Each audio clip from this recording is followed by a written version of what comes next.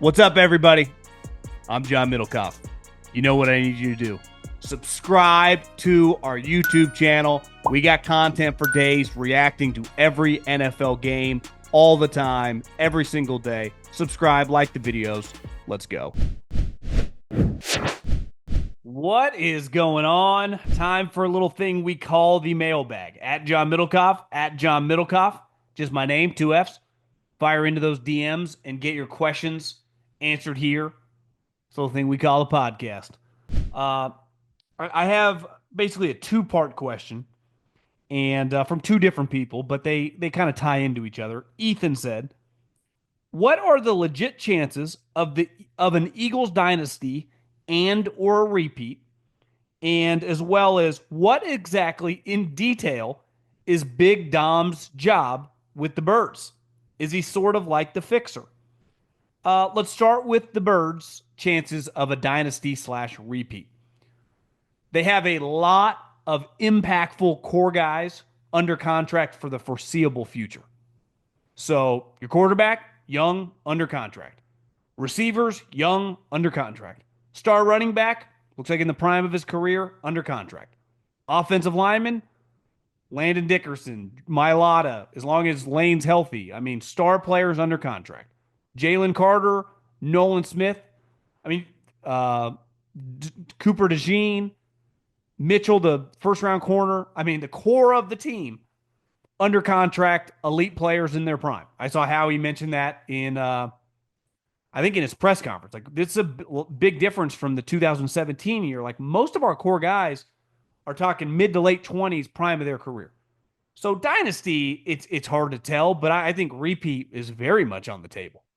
Now, these next, I don't know, 14 days, he does have, Sweat is not coming back. Like, Sweat will be on a different team. But what did they let Milton Williams walk? I think that's one's kind of interesting. I think the Zach Bond thing is, what do they do with him? Do they try? I'm sure they're trying to get a deal done. I mean, this is a time of his life where he could. I mean, this is the type of guy that could get 3 or 4 year contract with 40, $50 million guaranteed. So it's one of those where he just won the Super Bowl. He was an all pro. Like, he kind of did what he had to do. And, he has a ring and an all pro for the rest of his life. Like, now's kind of the time to cash in. And I don't know if the Eagles can get there financially if people, I would just say, get absurd with money. I hate calling a 1 year wonder because his 1 year was so good, but he only has 1 year. But some of these teams have so much money that a guy like Zach Bond, it's like, yeah, we'll overpay by 25%, whatever. Get a high level cat who's good player, smart guy. Fangio loves him. You want that type of guy in the building. So it'll be interesting to watch how he kind of cook over the next couple weeks. And then I think the curveball that they could throw at any moment is like they would be the team. Like, yeah, we'll let all these free agents walk. And then we will trade 2 first rounders and give Myles Garrett 130 guaranteed.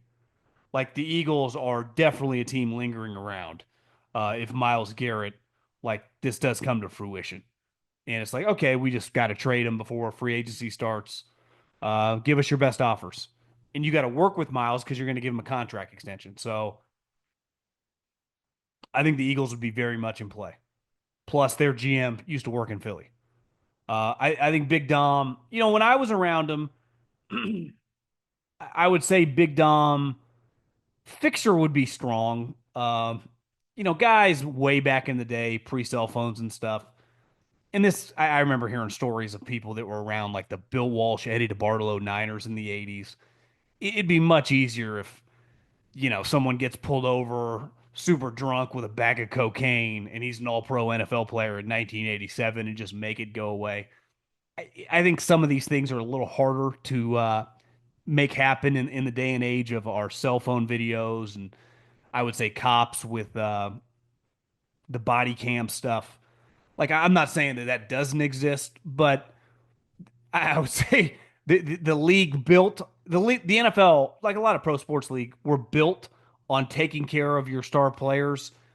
Even before I was born, the 70s. Like, I think it's a little different now. I think Big Dom plays a role of a lot of times people like him are viewed as a narc I mean, that happened with the dude, I forget his name. I almost said Epstein, but not Eberflus, whoever the Texans Patriot church guy was. He was viewed as like this guy that would get in close with the players, would be like their life coach, but then he would go back and tell the GM or the coach all the problems he was having. With the Eagles, I think the players are very comfortable with Dom when shit comes up. And it's weird. He can play this role of like psychologist meets matchmaker and just kind of keep things together. He's like this bridge of management and the players and just kind of keeping everything kumbaya. He just has this way. I mean, I remember when I was like an intern my first year, making like 20 grand, didn't have health bennies. I was just doing the stupidest tasks and I would just hang with him. His office was downstairs and I didn't have an office to watch film, so I would have to go usually to a meeting room, and his office was down there. And he would just tell the best. He's just an easy guy to get along with. Uh, I love the guy when I was working with him. I was texting with him during the Super Bowl run. I've never been around anyone in that organization, player, coach, scout, that doesn't just love Dom. It's just one of those people that's hard to describe. He's also very helpful. Like if you ever have questions, like, "Hey, man, I don't even know." I'm talking like basic things, like where can I get my car fixed? He's like, "Oh, I got a guy right on Seventh Street." I mean, everything you need, he just got, and that's the one benefit of a place like Philly. So when you talk about quote unquote fixers, Philly is, while it's one of the biggest cities in America, it's still very, I would say, a little bit of a throwback where everyone kind of knows everyone in certain neighborhoods, and he's pretty tied in with a lot of people. So he just can help a lot of people out. And I think people, you got very famous people on the team, players now, Howie and coaches and the owner. They're just very comfortable with him handling shit. And that sounds bad, but it's not even a lot of stuff is even that bad. Just one of those guys that you feel better when he's around. Uh, Question for the mailbag. He also one thing guys like him do is during free agency and the draft process, they are very good at like becoming I don't want to say a detective, but they can just accumulate information. I would say if you've ever watched the movie Ray Donovan, or it was a television show on Showtime, he's like Ray Donovan, but like in an NFL world, kind of. Now, if I remember, I don't think Ray was necessarily killing people, but he would clean up murders of like famous people. No one's murdering anyone, but like he just could make shit happen and would get things done, especially sometimes in uncomfortable situations. I mean, think about it in football. You have these young guys making a lot of money. Uh, I think some stuff over the years, I remember there being instances when I was there with players and at the time, it's like I knew all the details, but stuff revolving females that could get weird and out of hand. He's really good at, I would say, calming the waters with stuff like that because, in this day and age, that type of stuff can get really bad real fast. And I think he plays. I don't really know how else to say it. And listen, I haven't worked in the organization for a long time now, but I mean, he's an invaluable member. And, I remember hearing stories. The 49ers had a guy like him in the 80s with Eddie DeBartolo and Bill Walsh. They're just, you couldn't even have one of those guys in California now. But in Philly, you can. And I would say Big Dom is an integral part. And just what a legendary, you know, he's just this big Italian dude, wears the sweatsuits. Big Dom's the man. Question for the mailbag. That might be something different for you. I'm a young football coach and coach at the high school level, just turned 24. From what you've seen and been around, what is the one trait that you think is the most important for coaches at any level to have success? That's a good question. Uh, I think too often. and I think you could say this probably about the profession I'm in, is that and you could honestly, it probably parallels a lot of industries. That when you're starting off doing whatever you want to do, especially in a business like coaching or I would say radio, podcasting, or television, or maybe even finance, you have a huge mentor, someone you look up to, and someone that you desire to be just like, because that's the reason you want to do what you're doing is because of them. So you emulate them and you try to basically copy them. And in coaching, I think you've seen like why a lot of guys fail. Let's use the NFL as an example. Is people try to be Bill Belichick, right? But Bill Belichick's personality is different from everyone's else. And I think a huge key to success as a coach, and I've been around, spent 2 years around Pat Hill, who was an excellent coach. And obviously not just Andy, but I was there around Todd Bowles, Sean McDermott, Matt Nagy, Doug Peterson, Deuce Staley, who I think is an absolute stud. They're very authentic, and every one of our personalities are different. We have different quirks. We have different emotional stability or instability. We some of us are louder than others. Some of us are more empathetic than others. Some of us are whatever our personal characteristics are. And I think the best coaches are just themselves.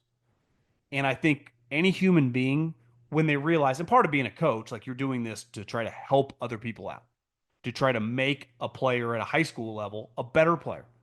And for most guys you're coaching, that'll be the last level of football they ever play. The last time I ever put on a helmet and shoulder pads was 2002, right? There'll be 99% of people, maybe a little smaller, 98, people will ever play football. And then that other crew of guys, you're trying to improve them so they can go off and play college football. And then a tiny, tiny, 90% of them, you'll be very lucky as a high school coach to ever have an NFL player. So like you're teaching them, but it's you. So like you have to be true to yourself. You can copy other people like, oh, I think that's a really good drill. Or I think that was a really good way to uh, explain something in front of the room. But like you have to do it your way. Think about the coaches. Let's just use the NFL. Let's use college too, who are really successful. Like Dan Campbell. A lot of people made fun of him when he got hired. But you know what? I'll give Dan Campbell. He's very true to himself. I think Dan Campbell is just extremely authentic.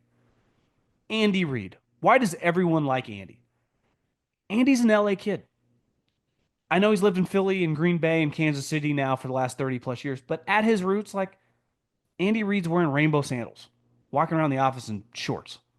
Like he's a California guy. He's got a West Coast, and he's very true to that personality. It doesn't mean that you can't get mad or like things, but I think oftentimes people try to be something they're not. And I think that I think the longer and the more you're true to yourself, and it's hard. Like you gotta, there's, confidence is built over time, having success, and it can take a while as being young in any profession. But talk to people like you would talk to people, not the way that you see someone else doing it, unless you think like this is not going to work. But I would say authenticity and in passion. And if you're coaching, you're probably passionate about football. And those two things go hand in hand. Who's scoring big in the NBA this season? You are. With the all-new ways to get in on the action at DraftKings Sportsbook, an official sports betting partner of the NBA.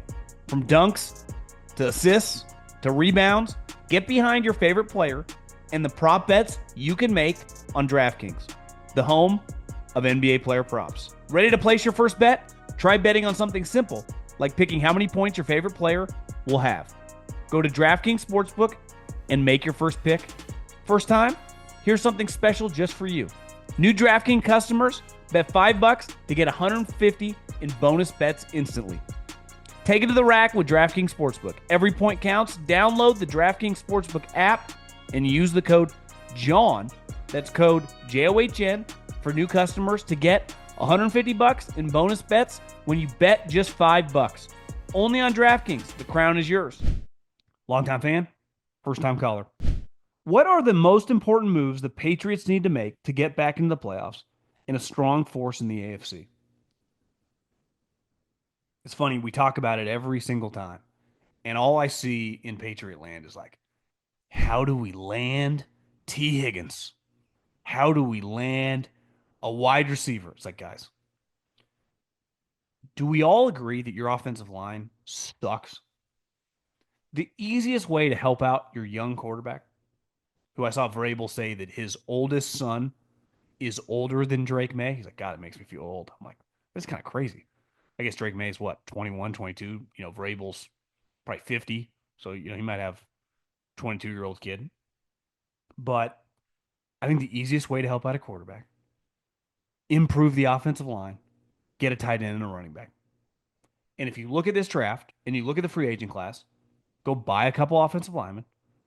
And in the draft, you're not going to draft a tight end at 4 overall or whatever. But offensive and defensive linemen, offensive and defensive linemen, and get a really good running back. I would draft a running back if I'm the Patriots on the second day. And ideally, that guy becomes my bell cow. But look how they played with the Tennessee Titans. When Vrabel was there, they had a good running game. They had a good offensive line. They resurrected Tannehill's career, and they had a good defensive line. Obviously, then they hit on A.J. Brown in the second round. It's not like this was not the version of A.J. Brown that Howie got. The A.J. Brown that Vrabel had, and I'll never forget a Thursday night game against the 49ers like 3 years ago.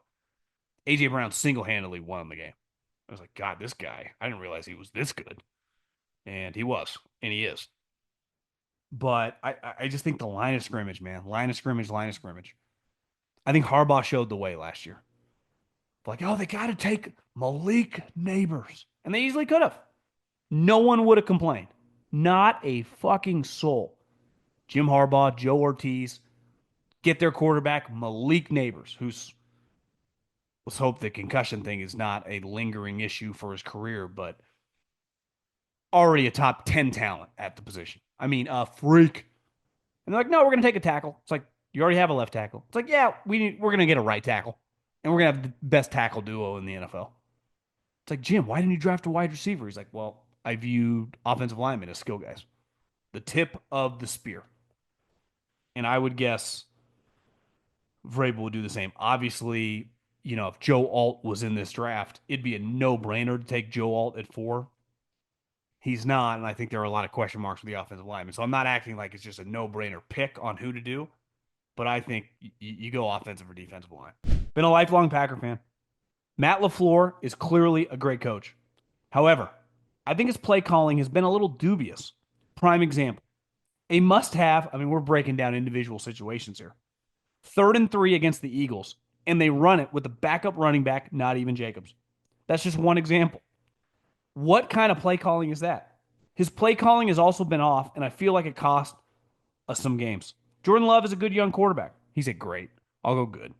But how long do we give him a chance to get it wrangled in? He has a lot of Favre in him, but he's not Brett Favre. Curious to hear your thoughts.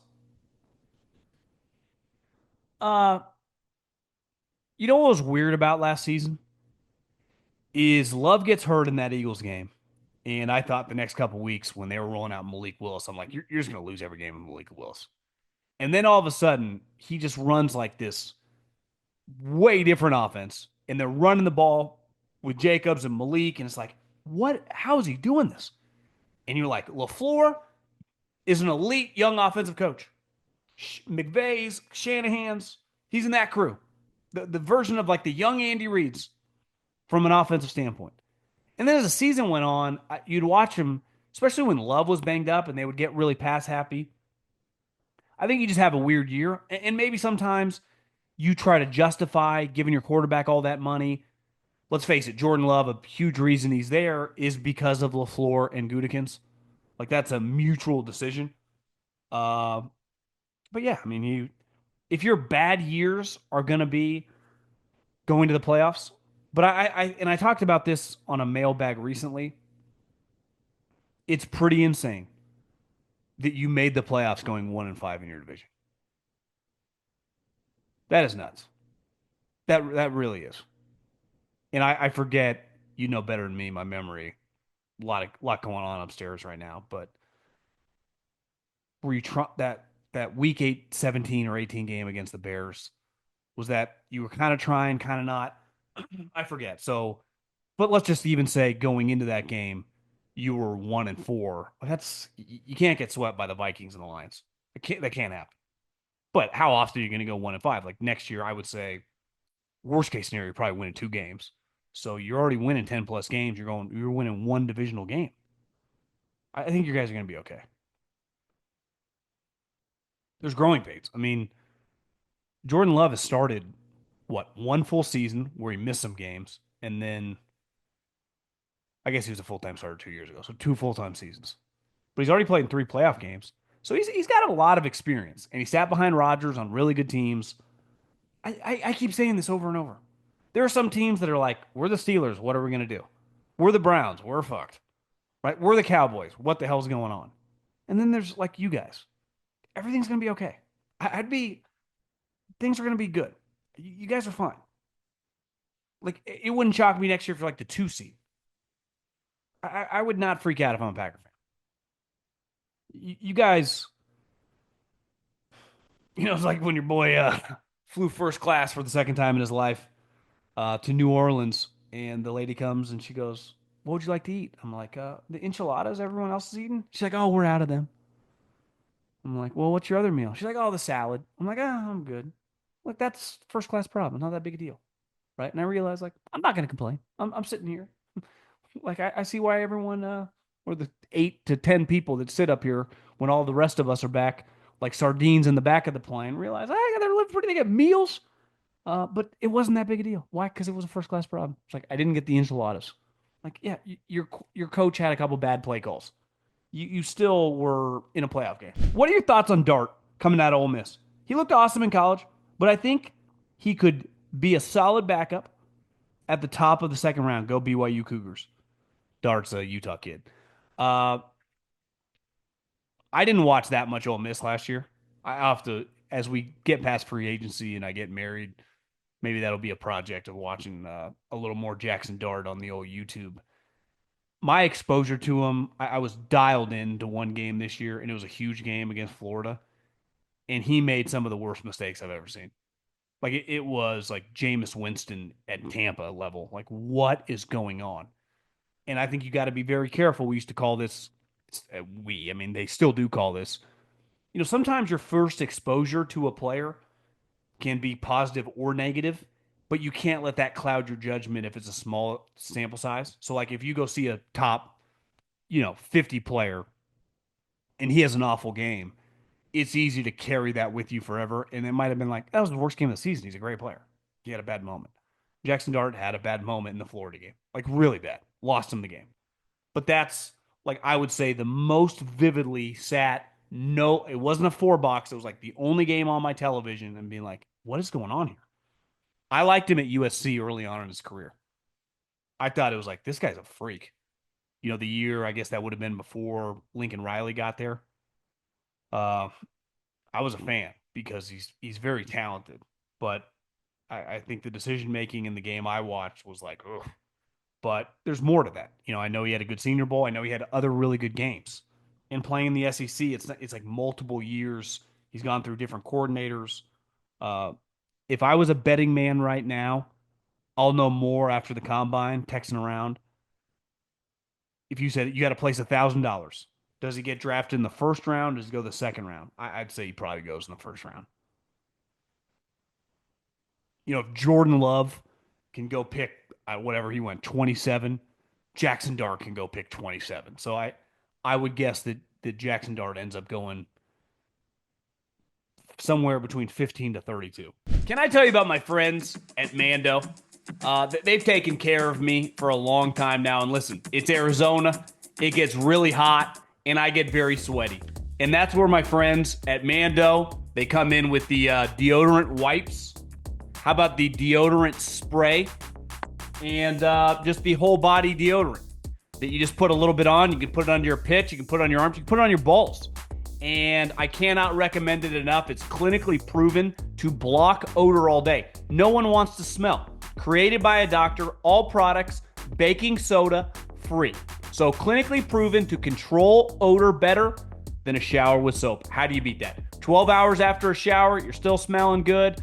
I cannot recommend these guys enough. Mando Starter Pack is perfect for new customers. It comes with a solid stick of deodorant, cream tube deodorant, 2 free products of your choice, like mini body wash and deodorant wipes. Love those wipes. And free shipping. As a special offer for our listeners, new customers get $5 off starter pack with our exclusive code. That equates to over 40% off starter pack using the code GOLOW, GOLOW, at shopmando.com. That's SHOPMANDO.com. Please support our show and tell them we sent you. Smell fresher, stay drier, and boost your confidence from head to toe with Mando. Do you think the Chiefs make any big moves this offseason? The line needs massive help at tackle, but it feels like bold moves need to be made to keep up with the Eagles. Well, I don't know what their official cap space is. Chiefs cap space 2025. You gotta love AI. According to this, they do not have much. And they just franchise tagged. According to this, they have $7 million in cap space. Now, they only have $2 million in dead cap, so they're doing pretty good though. They just franchise tagged a player who accounts for $23 million. So when you're paying Patrick a ton of money, for example, Patrick Mahomes' cap hit going into 25 is $66 million. I think it's fair to assume that they do some sort of contract extension with Patrick Mahomes or mess with his contract in the next week or two. Because I'd be stunned. One, they just don't have any wiggle room if Mahomes' cap hit's going to be $66 million. In Chris Jones' cap hit, I think they would like to get Patrick down to like Chris, who's $35 million, which is 12.5%. So between Patrick Mahomes, here, listen to this. Between Patrick Mahomes at, let's round up, 24, Chris Jones at 12.5, and Travis at 7, 3 guys making 43% of their cap space. And Travis Kelce said he's coming back. So Kelsey's cap hit is 19, Mahomes is 66, and Chris's is 34. A lot of coin, man. I would guess that Patrick Mahomes, and if you're Patrick, like, what do we need to do? You want to give me more signing? Give me $30 million in 2 weeks as a signing bonus, and then we can mess with my contract. Like, I would do something like that for sure. And if you're Patrick, you would be inclined, like, how do I help out the team? Right, I'm getting paid, but like, give me some money up front. I'll redo my contract, and let's go buy some offensive linemen. Because the draft is hit or miss. Like, Andy has a really good history of drafting guys, and they drafted the kid from BYU, and it was just a tough spot. So I my guess would be sitting here, they mess with Patrick's contract. I think they would probably do that anyway. Enjoy hearing your breakdown. But first, what makes a good scout, and who are some of the all-time great scouts? This is the second time the Chiefs got obliterated in the Super Bowl due to O-line issues. In your opinion, is it a matter of scouting needing to be better or better coaching on the O-line? How much scouting does a head coach and coordinator in the NFL do? Or are they completely reliant on the scouting department? What would you like to see added and taken away from the scouting combine? Well, let's use the Chiefs. They had a tackle issue, right? They tried several years ago to sign Trent Williams. Trent Williams was going to be a Chief. And then the Niners just went above and beyond and re-signed him. The Chiefs are drafting every single year 32. So you're in a position where there aren't tackles available there. They haven't had cap space, so occasionally when a good player hits the open market, they can't pay them. So they're in this weird spot of like, how do you find a left tackle? Look at the left tackles in the NFL. Most of the good ones are high picks. So the Chiefs' offensive line, before they had to fix their O-line, their left tackle, they had one of the best guard, center guard setups in the NFL. Thuney, Creed, and Trey Smith. Like that is, I mean, that's like $50 million worth of stud player. So up the front, they were fantastic. Their tackles were just an issue. And it was mainly like they didn't really have a left tackle, but like, how are you supposed to find one? They're not easy to find. So I just think they're in kind of a tough position. Andy Reid knows how to coach, find tackles, and coach them up. Some years you just sort of like, we don't really know what to do. And they still kind of pieced it together. I would say depends on the team. I remember Mike Lombardi, the late podcaster, now GM. He was so taken back by last year in Hard Knocks offseason. The Giants hire the coordinator, the defensive coordinator from was he with the Titans? Yeah, he would have been because Vrabel got fired, so they hired the guy. And then in the free agency meetings, they basically just told him to tell all the scouts what they need. It's like you're just hiring this guy. You tell him what you need. Like Al Davis used to treat coaches like they were high school coaches. Like, just coach who you got. Don't worry. We'll pick the players. Now there's a balance. Andy's been doing this so long. Him and Veach work close together. But I think some teams are different than other teams. If you have Steve Spagnuolo as your coordinator, right? He's probably pretty involved, in the draft process. And your scouts and your GM are working hand in hand with him. If I get some random coordinator who just showed up, like, bro, coach the fucking team. We'll pick the players. And I think but that doesn't happen a lot because let's face it, coaches make a lot of money. The head coach is typically and always, I think there's probably only one place in the league, and that probably is going to change here soon because he's just going to make a lot on a contract extension. How he's making more than his coach.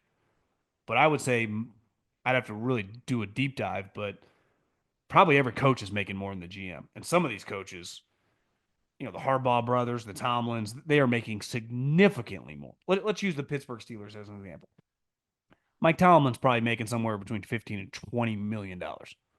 Omar Khan, a first-time GM of a couple years ago, I don't know, I'm probably making 3.5. So your coach is making 3 or 4x.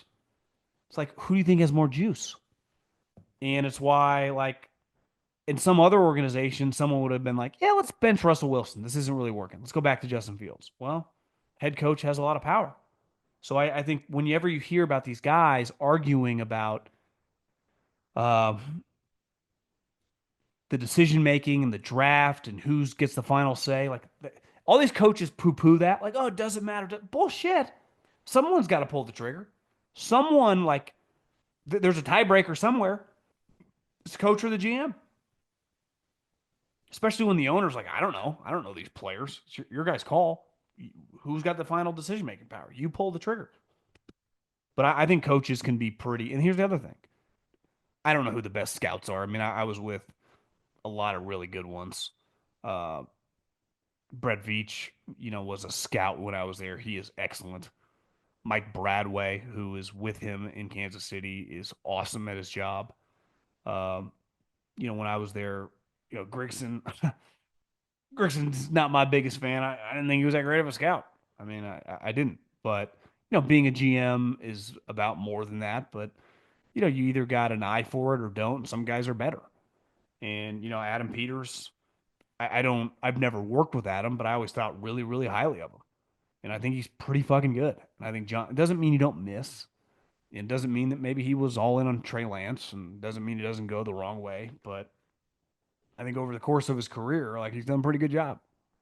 And listen, it's easy for me to critique draft picks on the outside. It's obviously hard. It's always easy to play hindsight's 2020. But let's use last year as an example, because I have a couple scouting buddies that text me all the time. One of my buddies with the Niners are like, does anyone remember that the Bears never even brought in the other quarterbacks? Like, they didn't even bring in Jaden Daniels or Drake May. Didn't even have him in for like a dinner. It was just all in for Caleb, which was the easy thing to do because no one was going to give you shit. Yet Adam Peters took a bunch of crap because he brought them all and took them all to Topgolf. It's like, what are you doing? I don't know my job. We like Jaden, we like Drake, but why not evaluate them all? Why not evaluate them all together? Get a feel for the guys. Let the cream rise. When I was in the NFL, and we'd have interviews. And hell, I was part of this. You show up like the other three guys interviewing for your position are also in the cafeteria at 7:30 in the morning having breakfast. They're like, this is kind of crazy. Is this Wall Street? Like, no, this is the Eagles, and this is for a job that pays $23,000. There's two other guys here interviewing with me. It's like, yeah, we're gonna pick one at the end of the day. It's like, shit, I better dial in here. It's like everyone's. I remember Adam Peters took so much crap with people in the media about the Top Golf thing. Yet the Bears did not bring one other person into their building beside Caleb Williams. There is not anyone in the NFL. I'm sorry. It doesn't mean it's going to play out this way forever. But as we sit here on February 27th, who would take Caleb Williams over Jaden Daniels? And even Adam Peters at the time was like, well, I just want to make sure we're bringing other people.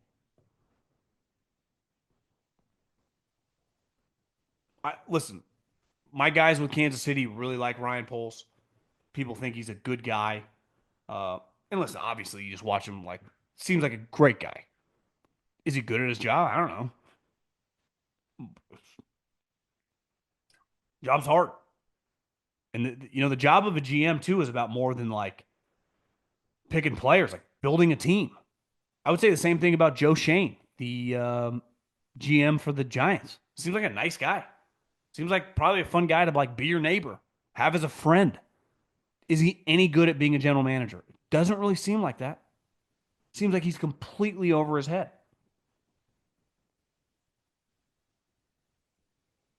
I mean, it takes a dynamic individual. Howie's just got a pretty unique set of skills. It's just not, his skill set is not normal. John Schneider's a little quirky, a little out there. Like, he's kind of good at his job. I don't know. It's fucking hard. I think he kind of knows what he's doing. Doesn't mean you're perfect. When an NFL player gets traded or moves teams in free agency, do the new coaches or players ask about the old team, especially if the player came from a rival team? As a Chiefs fan, I wondered about this when Orlando Brown went to the Bengals and Tyreek went to the Dolphins. Are these players questioned at all about the scheme or anything about how the Chiefs operate in certain situations that could help these teams when they play Kansas City? Well, I'd say this about the Dolphins. Tyreek Hill could bring every playbook he ever had. He could bring his iPad from Kansas City. He could have taken all of his video from his cell phone when he played all those years in Kansas City. He could give it all to Mike McDaniel. It wouldn't matter one iota. He could get Andy Reid on the horn. Hey, coach, Mike wants to pick your brain about everything we do. Andy could tell him everything. They'd still get their fucking ass kicked. The Bengals, I think that stuff's just overrated. Belichick's talked about this over the years. Like, you can only glean so much. Because at the end of the day, you don't know what's going to happen. So it's like, yeah, what are the fundamentals when you ran this play in Kansas City? It's like, okay, I can tell them, hell, we can run it or try to defend it. If they got better players, it doesn't matter. So I think in theory that stuff happens a lot, but I think its overall tangible value is much smaller than the way it's often discussed. Plus, in football, all these people have worked with each other. All these people know each other. So many years of tape. So the Chiefs do what the Chiefs do. They're going to blitz a lot. You're either going to pick it up or you're not. Lifelong fan. Lifelong Vikings fan, not me. The GM Quessy hasn't had the draft success like his predecessor, Rick Spielman. It made me wonder, how much of Quessy's draft staff is the same as Spielman's? Can you shed some light on how decisions are made behind the scenes? I think it depends personnel department from personnel department. That when you take over, like a guy like Quessy and someone's fired, how many people you keep.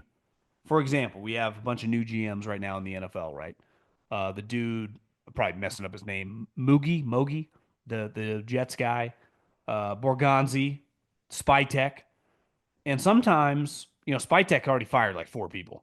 Spytek is like, we are cleaning house. Don't blame him. It's like, this thing needs, we're going Doge up in this bitch. We are trimming the fat, and that means everybody.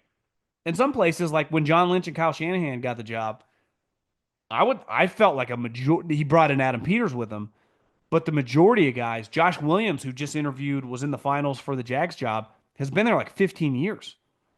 A lot of times guys stay. Uh, so I think it just completely depends, you know, individual from individual, scouting staff. Sometimes the guy, sometimes you just think they're good. Sometimes you have people you're going to bring in on your own. If you look at Quessy with the Vikings, I mean, Grigson's his right hand guy. Like, that's his football guy. People think Grigson thinks I hate him or whatever. He hates me. I really don't care. But, like, I just think you can question, like, is this guy that good at his job? Right? Is he a good evaluator? Because you watch other teams, you're like, I think they're pretty good at what they're doing. And you watch the Vikings, like, yeah, I think, I remember I watched a little bit of the post uh, whenever they got beat in the playoffs, and then the GM and the coach talked. And Quest talked about, like, we've hit on some free agents we have not done a good job drafting. And we'll see with JJ and the dude from Bama. But, like, yeah, I don't know. I can't speak to it. I think Rick Spielman was good. I always said that about, like, the Vikings. Rick Spielman and Zimmer were just good. Now Zimmer got old and crotchety, but, like, Spielman was good at his job. Like, he was a really, really good evaluator drafter. Like, they just built really good teams. I saw that team when I was living in the Bay Area. I feel like 3 or 4 times live. And I would always be like, God, Kendrick, Smith, Hunter, um, obviously Adrian Peterson, the tight end, the kid from Notre Dame. They drafted Diggs in like the 5th round. Thielen was, no one had ever heard of the guy coming out of college. They were just good. Xavier Rhodes was a 1st round pick. He was good for them for a long time. Like, honestly, what was so crazy about the Vikings this year is, like, Flores doing an incredible job because they're not. John Randall ain't walking through that door. Ravens fan here. Could you see us making this offseason? What moves could you see us making? Not exactly sure on the cap space off the top of my head, but me personally would love to see maybe a second first, uh, dude from Cleveland, but never give it to us. I'm hearing Debo rumors, but not sure he'd be much of an asset. Dude is starting to look like Zion low key. I was with Debo on the plane flight to the Super Bowl from Arizona. I thought he looked pretty good. He's always had, like me, our faces can be a little chubby, but I thought he didn't look fat. I think one problem for the is like Zion. Uh, Debo's done way more in the NFL than Zion. I will defend Debo that way. And the one thing with is Debo is Debo's a fucking war daddy. Rough season last year, but, like, I've seen Debo in the trenches of big games. Like, you want that dude on your squad, running over dudes, playing his ass off. Like, in some of the biggest games of Kyle Shanahan's career, Debo has been a menace. Uh, the problem for the Ravens is, one, you never have that much cap space. Looking now, 12.9 million. Again, this is before guys get cut and cap casualties and stuff. Your highest paid players, obviously Lamar, whose cap space is 43 million cap hit, 15%. Marlon Humphrey, who I thought was slipping, and then they moved him into nickel, and he was awesome. Roquan, stud. Andrews, bad game, good player. Amabuke, the defensive tackle, stud. Derrick Henry. You guys are paying all your top players. Marcus Williams probably going to get cut. Uh, yeah, I don't know. I feel like you guys rarely do sexy shit. To me, when I think of the Ravens, you guys just always have a good core of people because you draft well, and then you'll just sign, like, Derrick Henry or, like, Steve Smith Sr., and then he'll bang the chick that's working in the office, which I don't know if you saw that story on the internet, but that's pretty classic.